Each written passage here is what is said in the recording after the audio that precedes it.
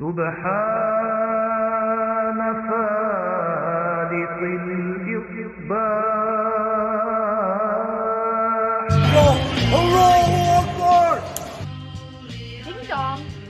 Hello? Yes, that's right, infidels. You found us here, channelattitude.com, Hameen Media Group, where you get the most real talk, the best reviews of all your favorite wrestling shows from AEW and WWE, Impact, and more, because we're going to break it all down with the best staff in professional wrestling at HMG. So you don't need to go anywhere else, because there's no 5 stars here. There's only $5 face slaps, infidel. Allahu Akbar! So sign up today, channelattitude.com, Hameen Media Group, and join the Hameen Army for the most real talk in professional wrestling. YOLO!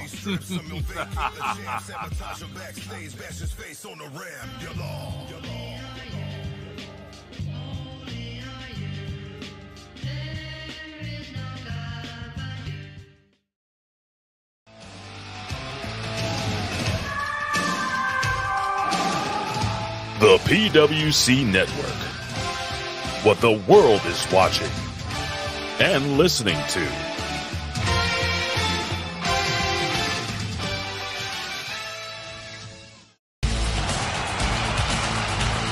Hello, I'm Homeboy Shivani, and now the PWC, the Pro Wrestling Coalition, is on the air for the most exciting 2 hours of professional wrestling podcasting in the world. We're gonna put butts in seats and ears to the streets. And now, here are your hosts, Jimmy T and Christopher Ambs.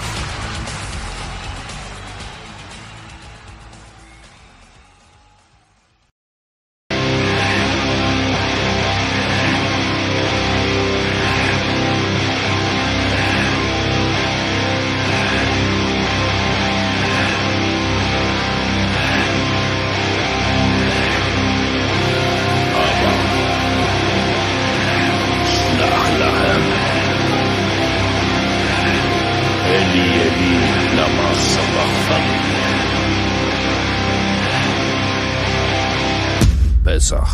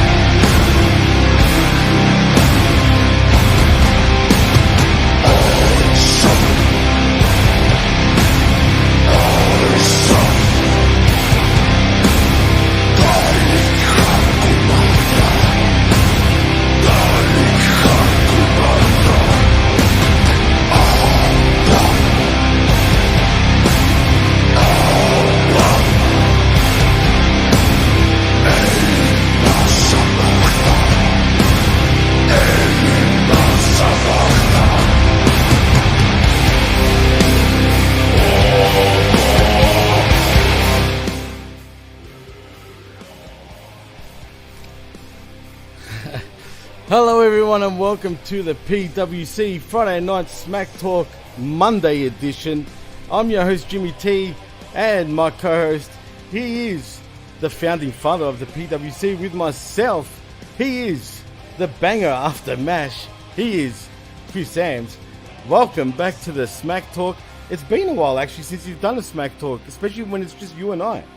It has been a very long time, Jimmy. I have avoided watching SmackDown for as long as I apparently can, since now I kind of have to watch it for my duties with the HMG and channelattitude.com. So now you know that I've watched SmackDown. Now I guess you're like, hey, you wanna help me out and do the Smack Attack? And the answer is no, I don't particularly want to, but no, I'm just kidding. I'm happy to be here. Always happy to do a show with you, Jimmy, and yeah, it'll be fun.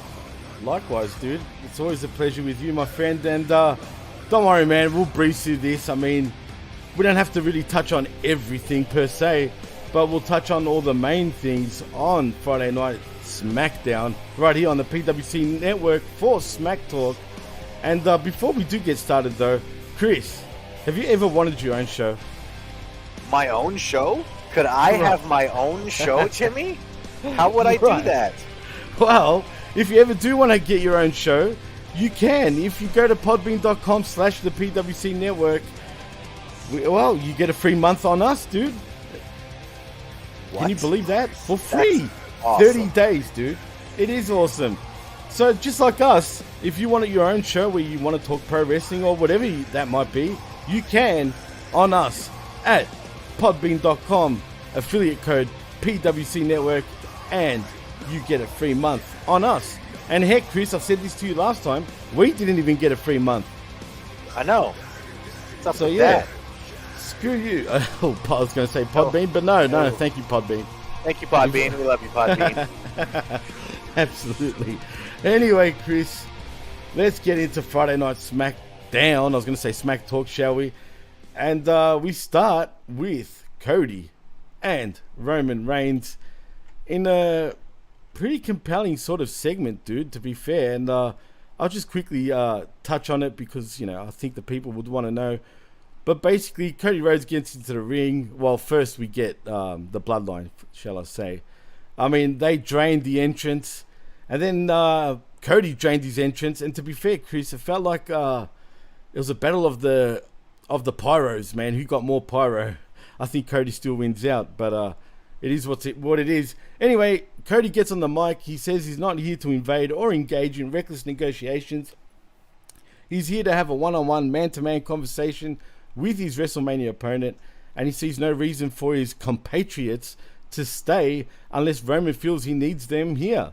He tells Paul Heyman, Jimmy Uso, and Solo Sikoa to leave and asks if that makes Cody more comfortable. He says Rhodes won't like this, but he's going to do it anyway, and he drops the titles between them, asking Cody what he wants to talk about. I actually like that line, Chris, because he used Cody's fucking stupid words against him that he always says now at the beginning of every promo. So what do you want to talk about? I mean, does that annoy you? Because it annoys me. Yeah, I mean, it's I guess it's a way to engage in the crowd, but it seems pretty rote and I mean, just like everything else that Cody Rhodes does, to me, doesn't feel very natural. It feels like everything he does and says is, you know, planned out and thought out, you know, weeks in advance, months in advance.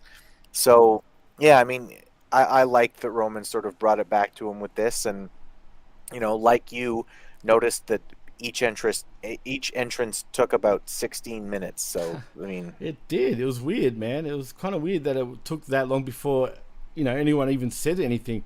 But anyway, Rhodes continues saying he wants to talk about Roman. He goes on to say 915 days he's been WWE Undisputed Universal Champion. No need to print the legend. Reality has become legendary and Reigns has superseded Hyperbole. He wants to tell Roman something about... Oh, is that how it's pronounced? Hyperbole? Yeah, oh. yeah, hyperbole, yeah. That's weird. Anyway, thanks for the correction because I wouldn't have known, to be honest. He goes on to say he wants to tell Roman something about himself and that he may not know. And for some reason, and for some, he's become an impossible mountain to climb, and that's became his thing. Jesus, I just screwed that up. Anyway, he's just Randy's understudy. He'll never survive Stardust. There's no way 10,000 people will want to see him and his buddies put on an indie wrestling show. The goalposts keep moving, but he keeps kicking them through the uprights. And for anyone else, Roman might be impossible, but not for him.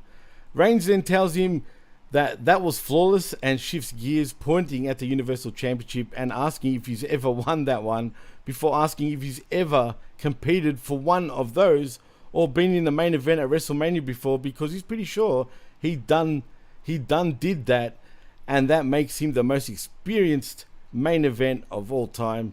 But here's the kicker, Chris. He's been groomed since he was a little boy, which kind of sounds weird to me, not only by his father, but by Cody's father too. He wants to talk about Dusty Rhodes, and he's got too much love and respect for that man to degrade him. They spend a lot of time together.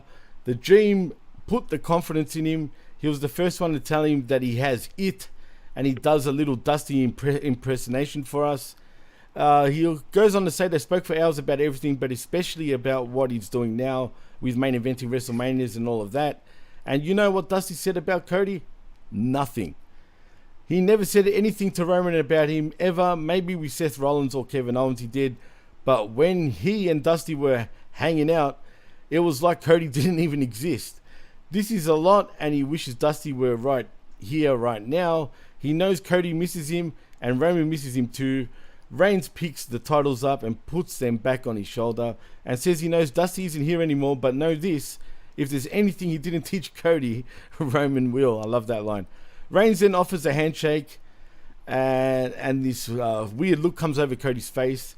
He says he's not even playing on the same field. This isn't chess. He didn't send Heyman to Raw to get in his head. He sent him to tell the truth. And if that's the truth, that's one of Dusty's kids is better than Dusty's actual kid, then that means Roman is the son he always wanted. And that changes absolutely everything, because it's not just a dream or some story that needs to be finished. This becomes a necessity. Roman says he doesn't exist. Well, the only way Rhodes can exist is by beating him at WrestleMania. So absolutely, Reigns, sir, champ, may the better man win. Cody accepts the handshake and Roman then leaves. And that's that, Chris. What do you think of the overall segment, man? Well, listen, I've talked about this on a couple of the shows already, but like, I feel like they're not going far enough with Cody, especially they want to lean into the whole idea that like he's trying to live up to his father, but he's not his father, and he needs to be his own man, and etc. And again, I'm sort of, I'm fully comfortable pulling out my nerd card on this one, but I need to see him lean into the Dick Grayson as Nightwing thing, right? Listen, like, I grew up with Batman, and I know Batman is a legend, and I'm not Batman, and I'm not going to be like Batman, but like, watch me do my own thing, and I'll be pretty fucking awesome too.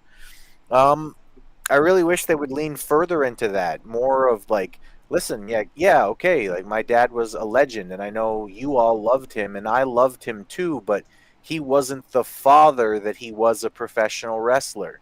Right. Maybe he was a better pro wrestler than a father, and maybe that's why I feel like in order to really become my own man, I have to overcome who he was as a professional wrestler, and I have to do things that he was never able to do. Dusty Rhodes was one of the greatest professional wrestlers of all time. He never competed for the WWE Universal Championship. He never main evented a WrestleMania. I'm going to do all of those things, and the reason why I'm going to beat him is not just because of him, but in spite of him. That's well said. I'd love to see that, and I'd love to see that kind of emotion, and I think if they really want to sell WrestleMania, they're going to have to, because I think there are a lot of people who are looking at everything that's going on, and they're saying, okay, they're starting every show with Cody and Roman, but the main event every night is still the Bloodline. Well, this was their first interaction, though, Chris. To be fair, it was a few weeks of. But how many weeks? But how many weeks before the Chamber did we see Cody Rhodes start off the show talking to Paul Heyman or right on Raw? That was all happening on Raw, right? But we never saw Roman get involved yet. And you're right about Sami Zayn and the Sami Zayn storyline. But at the end of the day, I feel like I don't know what they really want to do. I mean, it's obvious that we're going for when I say we're going, I'm talking about Sami Zayn and Kevin Owens. I assume are going to be going for the Undisputed Tag Team Championships. I mean, that's the end game. But I feel like it's weak for Sammy. Yeah. I feel like, why? Like, why would he go below? Like, why go down a peg? Especially, I don't know if you caught this or saw anything, but yesterday, I think it was in Toronto, as a matter of fact. There was a house show in Toronto, and the main event was Sami Zayn versus Roman Reigns for the Undisputed Championships. And he got pummeled in a bloody pulp, dude. I mean, annihilated. Even after the match, he was just getting beat down. I'm talking about Sami Zayn by Roman Reigns. So I just don't know. Like, where do we go with Sami? Do you insert him in the main event at WrestleMania with Roman Reigns and Cody Rhodes, or do you just go on for the Undisputed Championship? Because to me, the Tag Team Undisputed Championships, that is, What doesn't make sense to me though, Chris, if Jey Uso is so conflicted, right? Why would they want to like take those tag bouts off of them if Jey doesn't exactly agree with the bloodline business? Yeah, I mean, it's interesting. It's going to be interesting to see where they go with it. It definitely seems like they're leaning into Sammy and KO going for the tag titles. I think it's already kind of too late to really make that a priority at WrestleMania. That's what I'm saying, dude. Like, I feel like they've kind of fucked it a little bit. Everybody keeps telling me, no, they've still got 4 weeks. 4 weeks just means 4 segments. It's not like they've got forever. Right. Well, there's potential to be double those segments though when you put Raw into the picture too, though. Right, because the brand split means nothing. Yeah, I think that's probably where they're going with for WrestleMania. That's not as interesting as a 3-way would have been with the main event, but that's not what they seem to want to do. They seem to want to do something else with Sammy, and I'll give them this. As much as we all wanted to see Sammy win, and I think a lot of people wanted to see Sammy win at the Chamber because it's in Montreal and there was the huge crowd pop, It should have been done there, man, for me. But yeah, continue. I think that maybe they get around to it the next time they're in Montreal, and maybe he has his moment. When's that though? I don't know, but they could go back there anytime between now and the next 6 months, and it would still be huge for him as long as the bloodline is still continuing to go on. And what I mean is, I don't see Cody Rhodes winning at WrestleMania. I think Reigns retains, and I think that sometime down the line we get an actual conclusion to this storyline by Roman Reigns losing to someone who means something to the storyline. Now, if I'm speaking as just a storyteller, I think that Jey Uso is actually the right one to take the title off him, but I don't know that WWE trusts Jey Uso to be a world champion, and I don't know that they should. So to me, Sammy's the guy just because he's the guy, but it could be that they continue to build something with this. It could be that WrestleMania, rather than being, the bloodline collapsing, WrestleMania could be the day when, the bloodline really solidifies itself and Reigns retains all his titles and the Usos retain the title and get back together again and are a united front, etc. moving forward. Maybe somebody else comes in and joins that could later take the title off of Reigns. But to me, this is not really. I know a lot of people seem like have the feeling like they're circling the finish, but I actually think that. But I am not so convinced. I'm really not. I really believe they could circle out of WrestleMania and just continue to grow the story. I hope so, because it is compelling. Even though I do feel it's a little weak the last couple of weeks with the Sami Zayn stuff. And to be honest, it's kind of anticlimactic after Elimination Chamber by him not winning, which I felt like he should have won it then and there and still go on with the 3-way, right? Because it would have thrown a real wrench at like the one-on-one match between Cody and Reigns if Sami Zayn had won at Elimination Chamber. And it was the right moment, dude. I get it, man. They never want to put their own... I don't know what it is with WWE and Canadians in particular in their home country, but have you noticed a lot of Canadians lose, man, in main events in Canada, which sort of annoys me, bro. And I know they do this on purpose, but it's like, come on, man. It's the old Vince McMahon theory of booking that if you lose in your hometown, that gets really great heat, which is fine if you're going to continue building, but they didn't continue to build. It would be fine to have to say, okay, Sammy doesn't win in Montreal.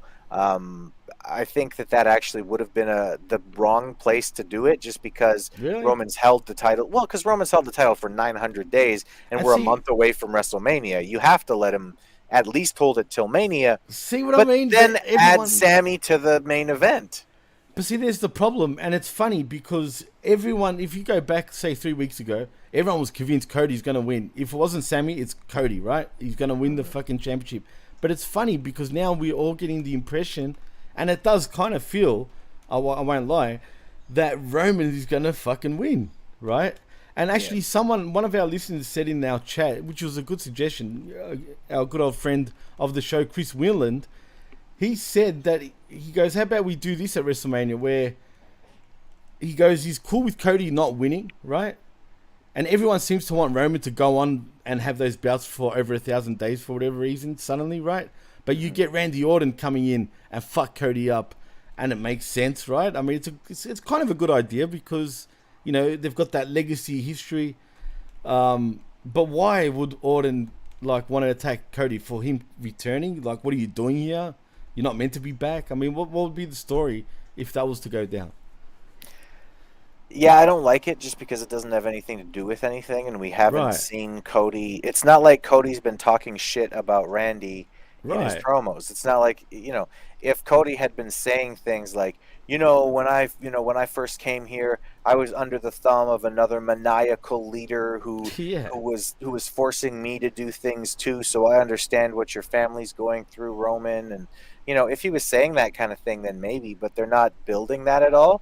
So if Randy came out, it would be, everybody would pop because, hey, it's Randy Orton and I hear voices in my head. It's great, but it wouldn't make any sense for the story that they've been telling. Jinder Mahal says in the chat, Canadians can't win the big one unless a puck's involved. Jinder, I thought you were Canadian, bro. Jesus. Also, is that true, Chris? I don't know. How many Canadians have won the WWE Championship? Fair few. A lot, actually, when you really think about it. I don't know what he means by that. I assume he means current day Canadians. And by the way, if you say that Canada's basically a state, because, like, let's be honest, population-wise, we're basically a state. A big state. Right. We're about 30 million people. Well, that's like us. Well, we're 25, bro. Right. 25 mil. We're basically the size of a state, right? But if you say that Canada is a state, you tell me what state has more WWE World Champions than Canada, and you can get back to me on that. Let me know. Ooh, shots fired. Right back at you, Jinder. You traitor. Yeah. What a traitor Jinder Mahal is. Oh, that's right. He's Indian, not Canadian, right? I mean, yeah, he's Canadian. But that's a funny call. Thanks for actually joining us too, Jinder. But anyway, Chris does have a point, though, just quietly. Well, anyway, we can go back and forth about this forever, really, Chris. We've already spent pretty much 30 minutes nearly on this segment. I just don't know. I don't know what to think yet, man. I'm not going to lie. I just don't know if they're going to go with Sammy in the three-way. It doesn't feel like it at the moment. Maybe it does not. And honestly, I've said this before. I've said this a couple of times. Cody versus Roman main eventing WrestleMania.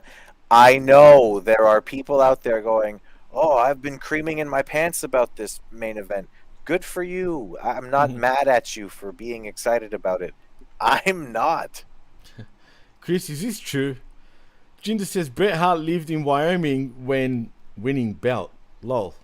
No, he did not. I've never heard that before.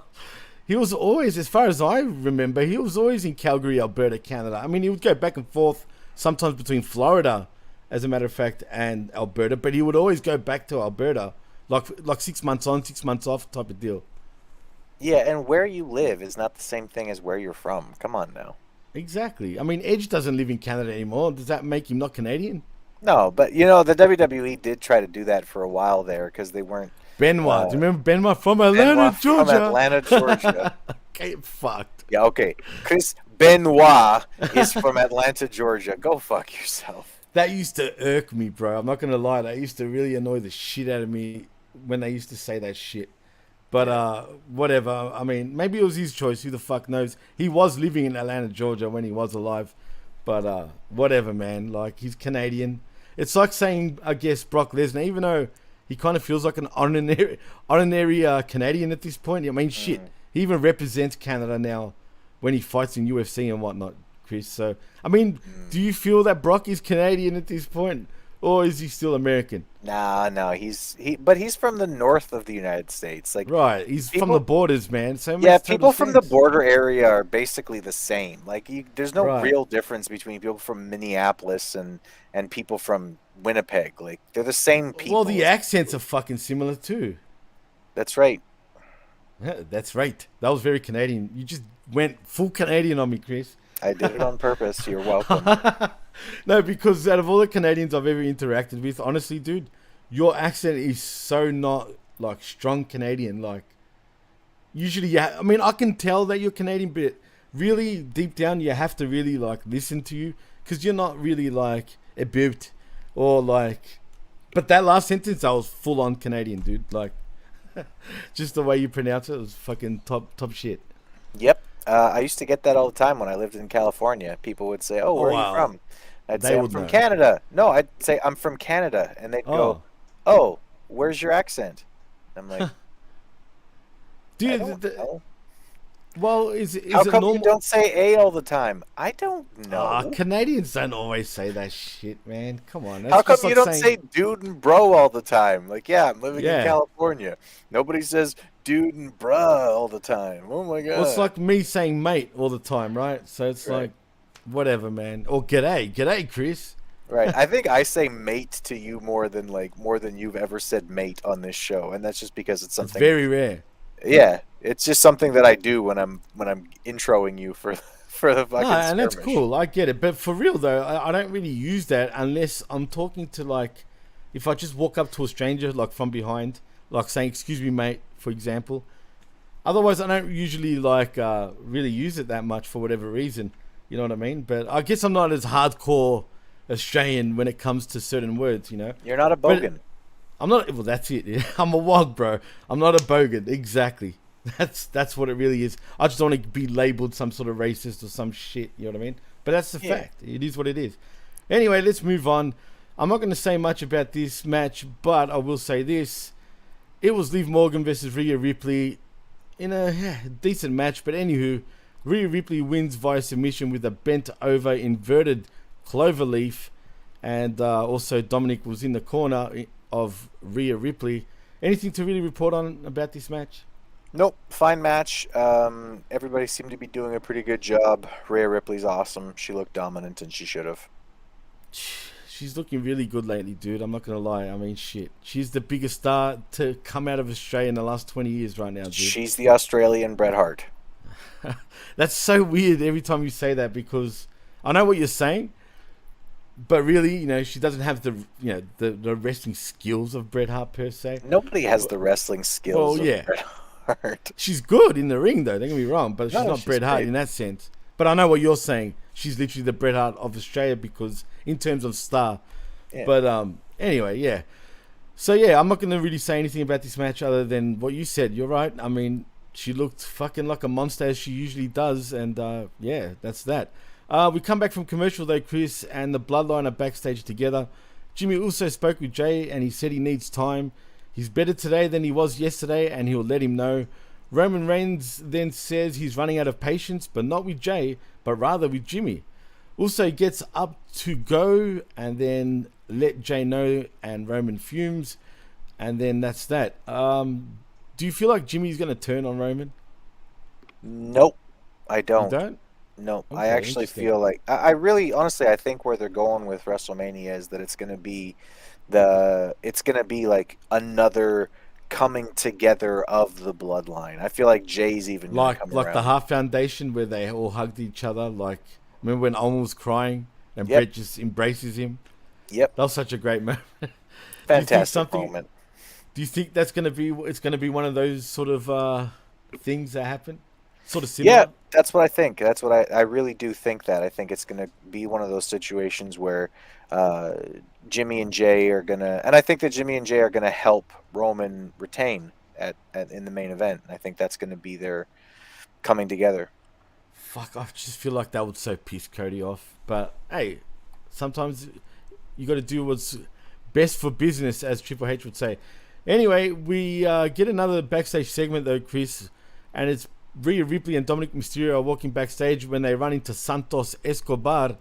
Dom asks if he has a problem, and Escobar says Ray should have punched him in the face last week, and Adam Pearce actually agrees. So he's going to teach him a lesson about respect in the ring tonight, hombre to hombre, and then he blows Rhea a kiss before scampering off to send us to the break. Did you like this segment, Chris? I loved this. I said when we did Smack Attack that Right. I actually think that this is a potential star-making moment for Santos Escobar. He was every bit as smooth and charismatic as Rey Mysterio is not. Um, True. the the way that he delivered the lines, and then that little kiss that he blew to Rhea Ripley at the end, that was very Eddie Guerrero-esque. That was actually True. somebody channeling some real Latin charm. And yeah, I thought it was great for him. I thought that was a really, really, like I said, it was quick. It was, blink and you might miss it. But if you didn't miss it, I think if you watched that, you can see what I'm talking about when I say that's a potential star-making moment for Santos Escobar. I disagree with you here, Chris, because Legado del Fantasma has kind of been all over the place, dude. I just don't know. Unless Santos is going to turn on Rey, right? And I've got a feeling, like, I can just see, like, Dom beating Rey first, right?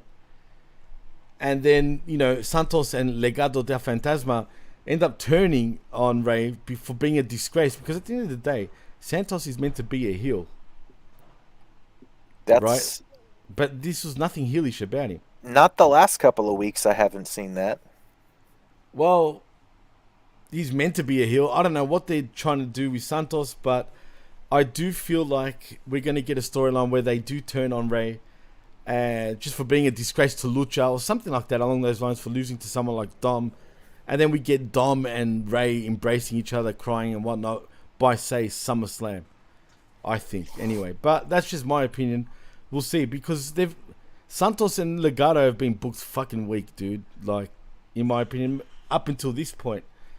Where they go from here, I don't know, but we'll see what happens. But anyway, we'll move on from that, because we do get a match between Dominic Mysterio and Santos Escobar. And Dominic Mysterio surprisingly ends up winning by pinfall via the Sprog. Did I just say that? The Sprog Splash? The Sprog Splash. I can't believe I just said that. Anyway, Frog Splash, not Sprog Splash. The Sprog Splash. I can't. Jesus Christ. Anyway, that would be funny though if someone called it the Sprog Splash. But anywho, Dominic does win. But post-match, Dom takes the mask that Rey gave Santos and he tears it into pieces in the aisle area. Enter Rey Mysterio. He advances on his son and jaws at him. And again, Dominic demands he hit him before dropping the mask and cheap-shotting Mysterio as the elder version when he bends to pick it up.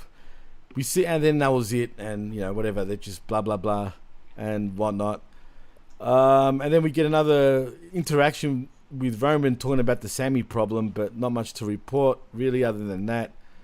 But next though, and this is confusing actually, Chris, because we get Drew McIntyre making his entrance as we go to the break. But back from commercial, McIntyre gets on the mic. He says it's 4 weeks to WrestleMania and he still doesn't have a match, and he'd like to remedy that fact right now. There's a certain individual who'd like to beat the absolute schnitzel. That made me laugh because he thought about it. And he calls Gunther out, and then enters Sheamus. And Sheamus, he's upset Drew went behind his back and says it's personal. He knows how much the Intercontinental Championship means to him and how much he wants it. Drew says he knows and asks Sheamus to calm down, which predictably makes him more agitated. McIntyre knew he wanted Gunther at Mania, and now he's calling him out. Drew says he's not his parent and asks if he needs permission to wipe his ass next. Sheamus says he's not his parent, but he thought Drew was his brother and he just turned out to be a backstabbing bastard. McIntyre says friends tell the truth and the truth sometimes hurts. And the truth is Sheamus had his chance and lost twice, which is actually true. But next, enter LA Knight, who the fans actually fucking popped for, dude. I thought he had the biggest pop out of everybody here. He says you can't have an Intercontinental Championship match in LA without him. So, yeah. And then we had to get the Goof Day. I love that, man. And then the Goof Day come in, and they go on to say they wanted to come out here and apologize on behalf of LA Knight, because this makes 2 weeks in a row that he's come out here crying and begging for a WrestleMania match, and it's sad. And then we get the other fucking... I'm so disappointed with him, but carrying cross with Scarlett. But then Knight takes advantage and attacks New Day. Sheamus then clotheslines him to the floors and sends Drew out, as well as Cross dumps him in turn. And that's that. First of all, I just want to say Kofi got injured because of this segment, so there goes him. He's not going to be involved. And what the fuck was Karrion Kross wearing, dude? Oh, something pretty weird. Yeah, listen. So, I guess I'll give my thoughts on the whole thing. First of all, this was a lot of melodrama between two guys who have apparently been really good friends because Drew asked for a title shot. Like, okay. It's a lot of melodrama coming off of that. LA Knight did get a good pop. He is very entertaining, even as a heel. We've known that about him for a really long time, though. Like, if you know LA Knight and you knew him when he was in Impact and that kind of thing, like, you've known that this guy has got real serious mic skills for a really long time. So it's nothing new to us. But you know, hey, if you're just finding out about it, then welcome to the party, pal. Yeah. Yeah. As far as the New Day, I couldn't care less. The whole thing with the New Day is so tired to me. It's like these guys need to just do something new. Like, I mean, they've had a great run, right, Chris? How many years has New Day existed for, man? 10 years at this point? Yeah, it's been a while. It's been a fucking while. And for the first couple of years, they were great. And I mean that. They were great. And I'm like most wrestling fans. I was, just like most wrestling fans, I was very happy that Kofi won at WrestleMania. That he, sort of tied a bow around that whole story of, him being the underdog and everything for most of his career. It's awesome. Happy to see it. But they need to do something else. And I remember at the time, you probably were asking me what I thought about Kofi as champion, and I said he needs to find another gear.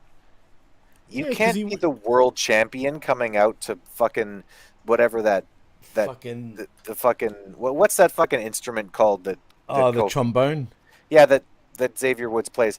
You can't be doing that and be the world champion and be taken seriously. So yeah, they just need to do something else with that. Karrion Kross, as you said, major disappointment in the way he's been booked. Although, from what I understand internally, they see him as the number 2 heel behind Roman Reigns. So we'll see. Well, look, I know it's easy to blame like the booking committee and whatnot, but I think a lot of this shit has to do with himself too, man. The hair just is not his thing. If you're some darkness type of guy, you don't come out wearing some fucking, like we say here, like a wog shirt, bro. A wog shirt. You know what I'm saying? Like, like a fucking grease ball. He came across like a fucking New York grease ball, bro. Let's be honest. Yeah, no, he did for sure, yeah. You know what I mean? So that's not Karrion Kross. I don't even know what he is right now, but it's not fucking killer, that's for sure. It is what it is. But I'll tell you what is killer, though, because we get next Shayna Baszler versus Tegan Nox in a squash match. Shayna Baszler wins via submission with Ronda's cross armbar, and that was that. What did you think of that? I thought it was a little weird that both competitors here came out to the music of the people who were taking them to the ring. Yeah, Shayna weird. Came out to Ronda Rousey's song, to Rousey's theme, right? And then Tegan Nox came out to Natalia's theme.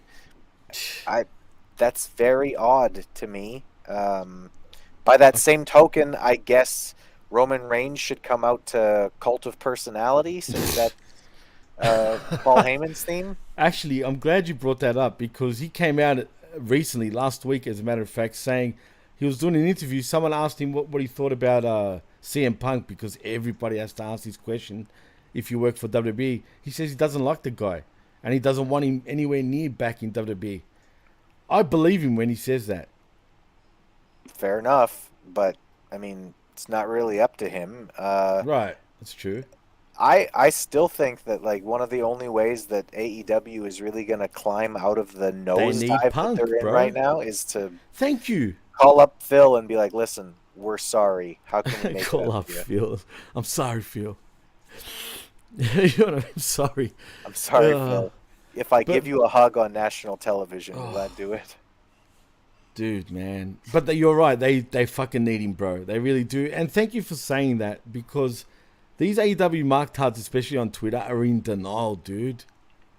Some of the arguments I've had, and again, I don't know why I entertained that shit. Usually I don't. But it was just driving me nuts where I had to say something. But they're so delusional, bro. And then they call us like that we're some sort of WWE fucking shills. No. We would prefer AEW. Have you heard us? Have you heard us review WWE shows? Fuck. Only nowadays, like I can say positive shit about it. You know what I'm saying? I can say positive shit about a few things on the show, but overall. But be honest, isn't it better right now than watching AEW at the moment? Yes, right now it is. That's the fact. You know what I'm saying? So it is what it is, man. We just call it how we see it. Fuck. But they don't know that. And that means it's going to change sometimes. I mean, for how long did we say AEW was the superior show? It was a much easier show to get through. We said that for a long, long time. At least 2 years straight, bro. And honestly, Jimmy, I think the WWE kind of need the fucking bloodline to stay around, because if they don't, I feel like it's going to be very shortly that we're going to start saying, yeah, maybe AEW is a little bit better than this. Well, that's what's selling out arenas right now is the bloodline storyline. Yep. And I'll give Cody some credit. He's got a big part in that too, because the WWE fan base totally fucking love him. Whereas in AEW, they totally hate him. But anyway, maybe that's the answer. Maybe I'm just an AEW fan because I fucking hate Cody so much. Nah, man, I used to hate Cody too, but I don't mind him right now for now. But we'll see what happens. Anyway, we come back from commercial though, because we see Bobby Lashley making his entrance. He says Bray Wyatt's been telling him to run, but he doesn't run from anybody, and now he's playing kid games like the Muscle Man dance, which he found comical. But when he comes from, if you have a problem, you say it to somebody's face. So he has to come to SmackDown to talk top Wyatt face to face. Uncle Howdy then attacks Lashley from behind, but Lashley cuts him off and choke slams him. Lashley lays in wait, but the lights go out when they come back up. Howdy's gone, and then we abruptly cut away with some Wyatt imagery. This is weird, but why is this match even happening?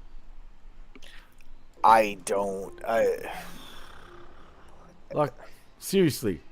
People need to get on the show, I guess, and I know that Brock apparently said no to doing anything with Bray Wyatt.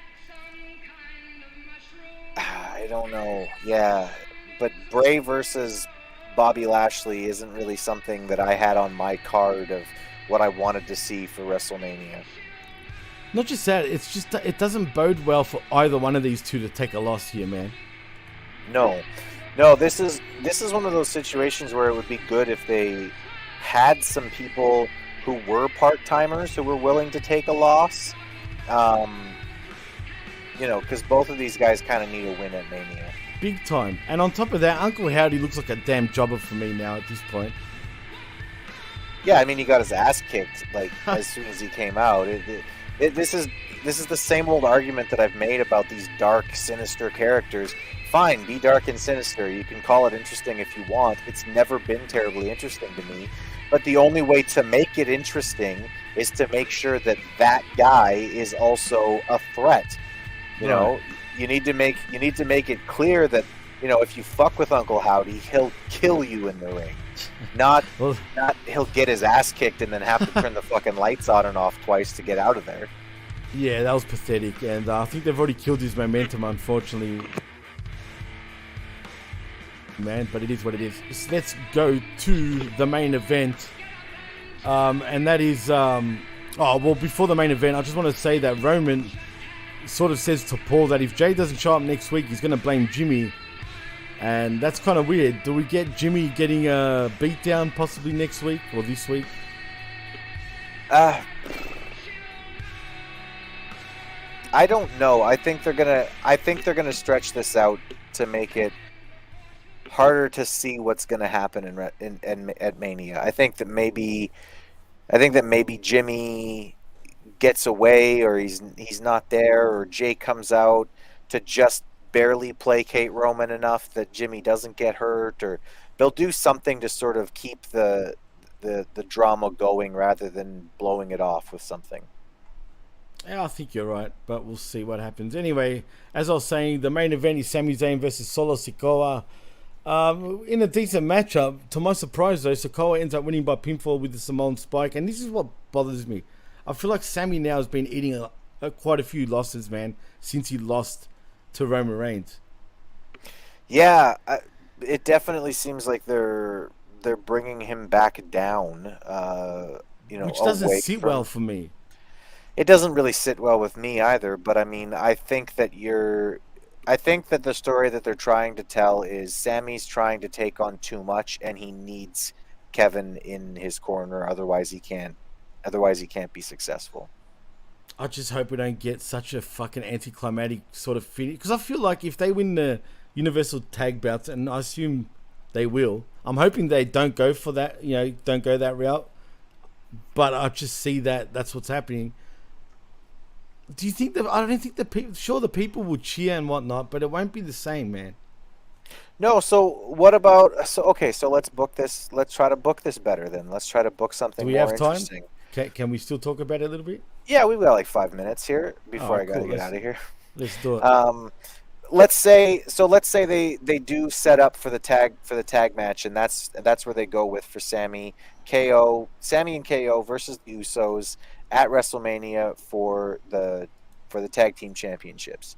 They go out there, and it looks like Sammy and Kevin are about to win, and then Kevin hits Sammy with a stunner. The Usos go over. Nobody's really sure what KO is doing, and in the main event, Cody's able to fight off the Usos and Sikoa. It looks like he's going to win against Roman, and then out comes Kevin Owen. Kevin Owen gives Cody a stunner, joins the bloodline, and that's how they keep the bloodline moving forward. Wow, imagine that, dude. Yeah, that's a swerve. That's a big time swerve. And that allows you to keep going with Sammy, turning face, which is his more natural placement anyway. Oh, he's definitely done really well as a heel. Don't get me wrong. He's more of an annoying heel, though, like, if you know what I mean, like a chicken shit heel. He's not a main eventer as a heel, and he can main event as a face. He's that good at getting sympathy. And Kevin Owens, as well as he's done as a face, he is much more natural as a heel. Right, for sure. It makes sense too, man. And let's be honest, Sami Zayn, I've always said this, Sami Zayn is the current day Mick Foley in terms of the sympathy. Yep. And just the way he's portrayed. And I'm not saying that in terms of his wrestling style. It's nothing similar at all. No. But Mick Foley was... Right, Mick Foley was, the guy that everyone had sympathy for. Spiritually, that's the same thing, yeah. Right, exactly. And I don't know why Jeff disagreed about that initially. It's funny because Triple H actually said the same thing on the press conference. And I was like, see? I wasn't tripping. He said it too. Yeah, I actually think it's pretty... I think that's a pretty clear one-to-one. Yeah, to me, they're very similar. Which surprised me why Jeff would think, I don't even know why you'd be saying that. I'm like, what are you talking about, dude? How can you not see it? But I can just picture him winning the championship. And you know how I remember when Mick Foley was like, Adrian, we did it. You know what I mean? Yeah. He's like, whoever his wife's name is again, I forgot. We did it with the belt or his kid. It would be such a moment, dude. And before we take it home now, I just want to also say, I forgot to mention, Cody got annihilated in that first promo to Roman Reigns, dude. He got schooled hard. Yeah, Cody wasn't... and Cody did exactly what Cody does, which is memorize exactly what he wanted to say, came out and did it verbatim, which is... Roman called him out on it even. Like, Roman said, that was flawless, Cody. That was really good. It's almost like you've been practicing that in front of the mirror for the last 2 weeks. Because he probably was. Well, it seemed like he was surprised too. Like, shit. Like, I don't think he expected Roman to be so fucking polished in the mic game, because let's be real, Chris, he was never that good, man. No. If you look at him a few years ago and compare him to now, it's night and day, dude. There's no there's no comparison. But Chris Whelan says Gunther should be winning Money in the Bank in London. Somehow the bouts need to split after Mania. Build Cody up through the chase for one of the titles. Gunther, I can see winning Money in the Bank possibly in London. I can see that for sure. Makes sense. It's in Europe. I don't mind that. I don't mind that, but I'm not. And I like Gunther. I hope that when they do finally split the belts, that he's able to get a championship at some point. But I'm not sure yet. I kind of want to see where everything is on the other side of Mania before I start booking for next year. Well, I'm happy with him holding the Intercontinental Championship, and he can stay that way for quite a while longer, man. We've got time with Gunther. We don't need to rush shit with Gunther. He's in a great spot right now, and we've got time. And there's no need to have all these guys suddenly scrambling to make champions. I think right now we're cool. Give him another year, like, before he wins the championship, in my opinion, and I think that's what will happen. But we'll see. Yeah, there's plenty of time. Chris. There's plenty of time. Listen, I mean, in Germany, the trains run on time, so... Well, there you go. Rush. There you go. Our trains suck, just quietly. But not as bad as America's trains, if you know what I mean. But, like, you know. Well, anyway, Chris, tell them where they can find you, man. Well, you can find me right there, at ChrisAmbs1 on Twitter. You can hear me. You can listen to me talk about politics, pro wrestling, and just whatever the hell comes to my mind. You can find me on Facebook on all kinds of things. Lots of people follow me around and think that I'm quite brilliant in the things that I have to say online. That's true. That's true. Toot toot. But also you can find me on the PWC right here. I do the skirmish with Jimmy and kind of jump in whenever he needs another man. Whenever I put the bat signal up, you know what I mean? Yeah, exactly. Whenever the bat signal goes up, I show up. You can also find me on HMG and the HMG Channel Attitude, etc. Wherever awesome pro wrestling is being discussed, you can find me. Beautiful, well put. Well, if you want to follow me, you can on Twitter at DJ MassFX. If you want to follow us, and when I say us, I'm talking about the PWC Network, you also can on Twitter at the PWC Network. Please like and subscribe right here at the pwcnetwork.poppin.com, where you can find all our shows. Also, channelattitude.com, where for $5 you get to see and hear myself and Chris and others talk all things WWE and AEW. And also like and subscribe at HaminMediaGroup.poppin.com, where you can find all our affiliate shows. And in saying that, I'm Jimmy T, that is Chris Ambs, and you've been listening and watching the PWC Friday Night SmackTalk Monday edition right here on the PWC Network. And we're out of here. See yous. Peace.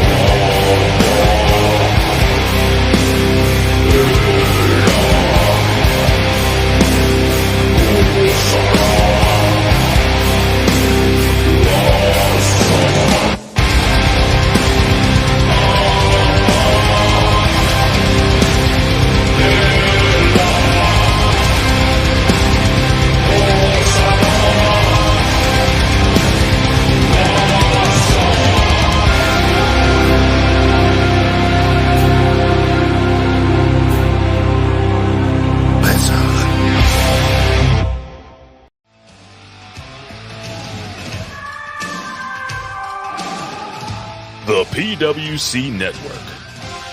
What the world is watching and listening to.